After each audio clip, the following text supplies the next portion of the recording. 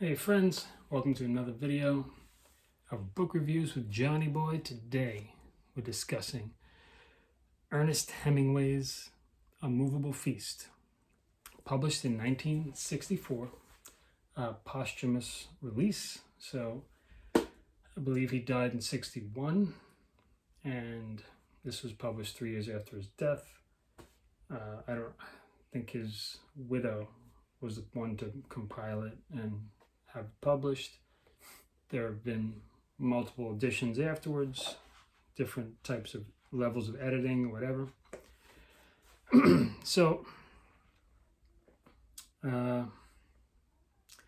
don't know, a couple of years ago I got kind of reinterested in the writers of the early 20th century, Hemingway, Fitzgerald, and a few others, which I'm definitely curious about. I'm going to explore, like John Dos Passos, Ford Madox Ford, some of the James Joyce, Ezra Pound, the poet, Gertrude Stein. I'm going to look into those other ones too.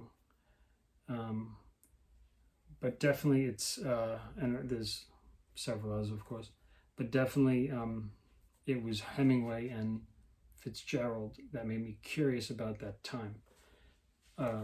Probably more so Fitzgerald, but maybe not. I read Fitzgerald's autobiography and biography, one of his biographies, and Hemingway came up quite a bit, and it was a little bit of a strained relationship. And I start off with that because this book, Ernest Hemingway's A Moveable Feast, does devote a few chapters to the relationship with Fitzgerald. And, there's like a description of the book, which says that,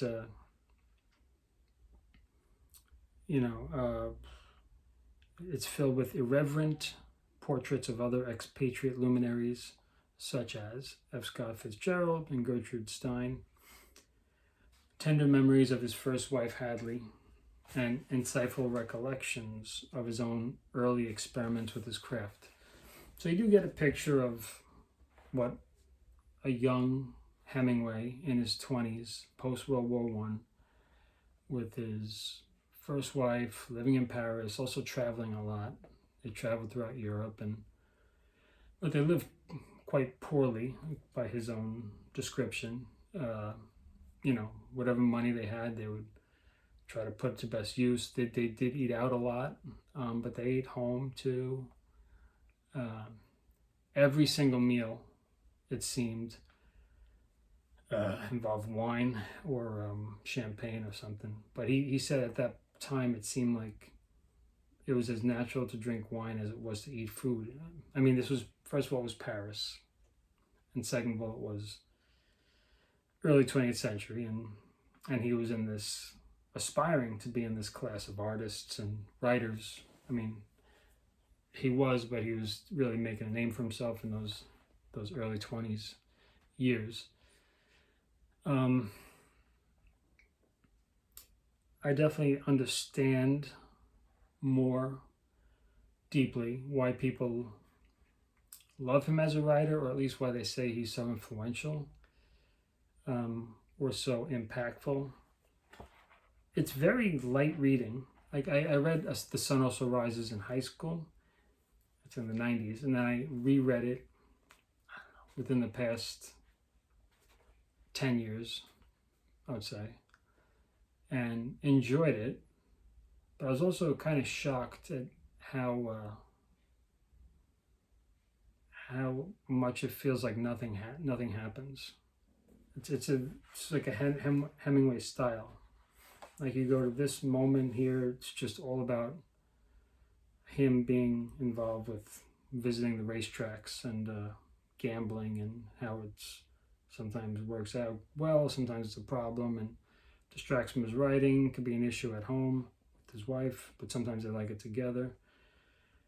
Then there's a chapter about visiting Gertrude Stein and how it's a pretty nice thing to be able to visit this woman in her nice apartment in Paris after he spent a a morning and afternoon at work, which he was like renting a hotel room just to sit and write for hours every day.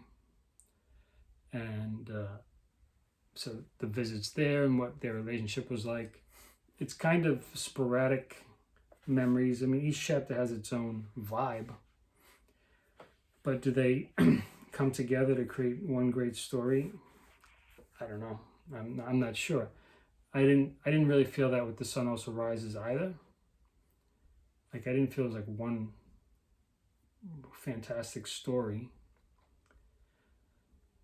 I guess that's why in high school days I didn't understand the concept that these are great American writers. I'm like, what are you talking about?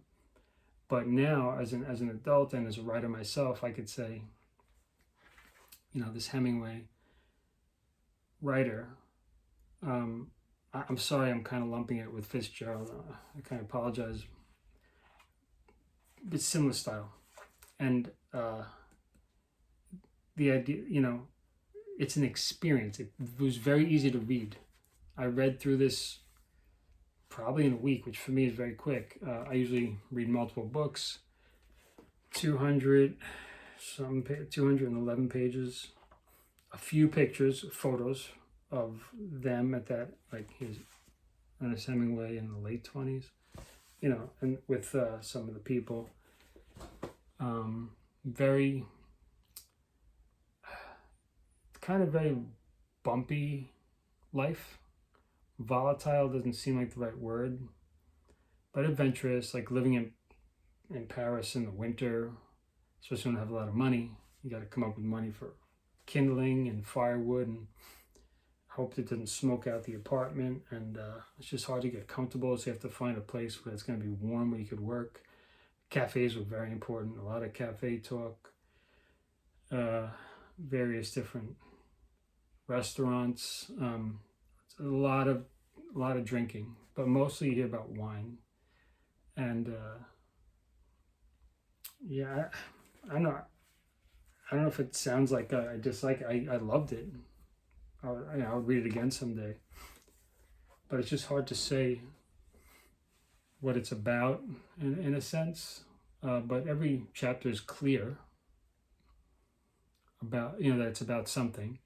Although, I don't know if it's a Hemingway thing. I feel like I remember it from Sun Also Rises too. But in this book, there's dialogues or just little moments that happen, and you're waiting for something to kind of resolve or some exciting thing to happen, and it doesn't. It just kind of fizzles, or there's some like sarcastic remark or snide remark, or like I don't even know if those are the right words.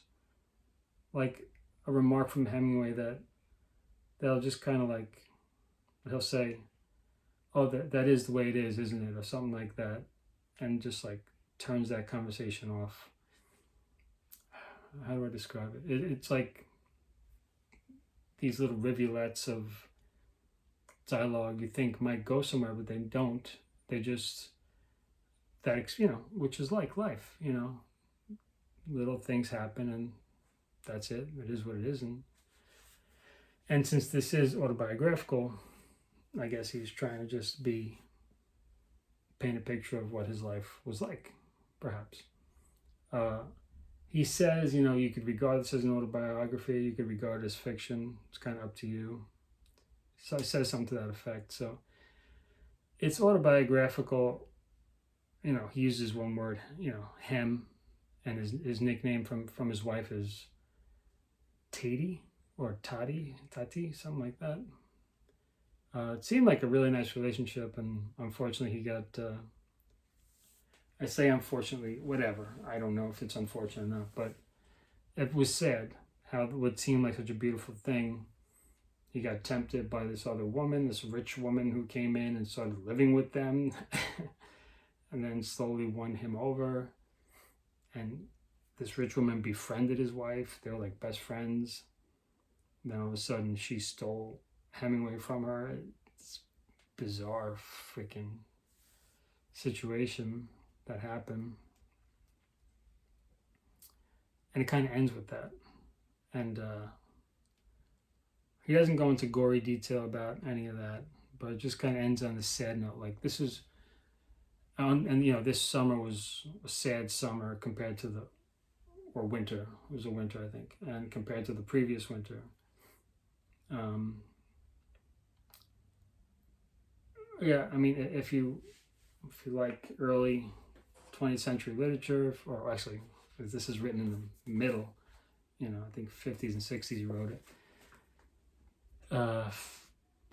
Yeah, it's a good one. If you like Hemingway and you haven't read it yet, I'm sure you're gonna like it. If you're just kind of getting into those sort of lost generation writers, probably a good place to start. Anyway, yeah, it's interesting. I recommend it. You know, if you just want kind of a cool experience, I wouldn't read too deep into it. I mean, you're welcome to do what you want, but reading it just kind of lightly and letting it flow. I reread a few things that made zero sense to me. I'm like, oh, wait, what was that? But after rereading things that made no sense, they usually didn't become clearer. It's just like, okay, maybe it's an inside thing. Maybe we're not supposed to really get it, or whatever. You know, that happens. Anyway, enjoy. Keep reading. Ciao.